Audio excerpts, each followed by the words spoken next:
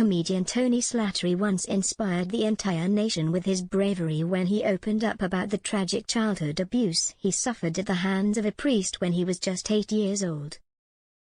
Today, it was announced that the much-loved star has sadly died aged 65 following a heart attack. His beloved long-term partner announced the sad news in a statement, and tributes are pouring in from his famous friends and fans alike. Slattery appeared on the Channel 4 comedy improvisation show Whose Line Is It Anyway? And comedy shows Just a Minute and Have I Got News For You.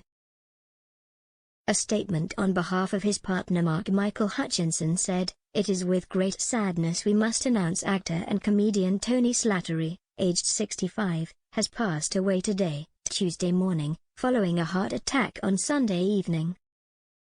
Born November 9, 1959, Slattery was the contemporary of Dame Emma Thompson, Sir Stephen Fry and Hugh Laurie at the University of Cambridge. He was the former president of the improvisation group Cambridge Footlights, and had recently been touring a comedy show in England and launched a podcast, Tony Slattery's Rambling Club, in October. While Slattery has always been adored by millions for his honesty and openness, it took him 59 years to share the tragic abuse he suffered during his childhood. The comedian battled many demons throughout his life, including drug abuse, alcoholism, and anger issues. While he was able to overcome these challenges, there was one particular part of his life that he struggled to come to terms with. In a 2020 interview with The Guardian, Slattery shared his story of sexual abuse at the hands of a priest when he was 8 years old.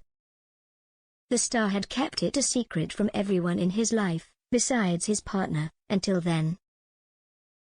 At the time, he insisted that he was ready to tell his story in an attempt to allow him to heal from his past traumas, but in doing so, Slattery unknowingly helped many people who had sadly shared the same kind of traumatic experiences.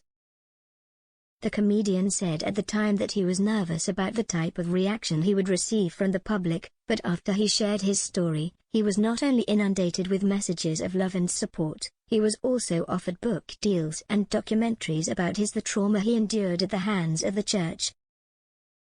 After opening up about his heartbreaking childhood trauma in the interview, Slattery confessed a year later that he had not quite shaken the worry that in talking about his childhood abuse and joked that he worried that some people would think he was just whinging on.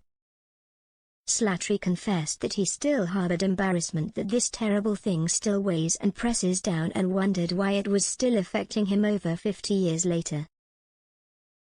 In the eye-opening interview, when referencing his abuse, he said, "I'm going to go sententious and pretentious now, but I do think there may be a linear connection from the present to something way back." When asked if he ever considered naming his abuser or the institution where the incident took place, he confessed, "It would serve no social or psychological purpose. That is my current thinking." Outside of stand-up, Slattery appeared in 1980s and 1990s films including crime thriller The Crying Game, Peter's Friends with Laurie, Sir Stephen, and Dame Emma, and black comedy How to Get Ahead in Advertising with Richard E. Grant.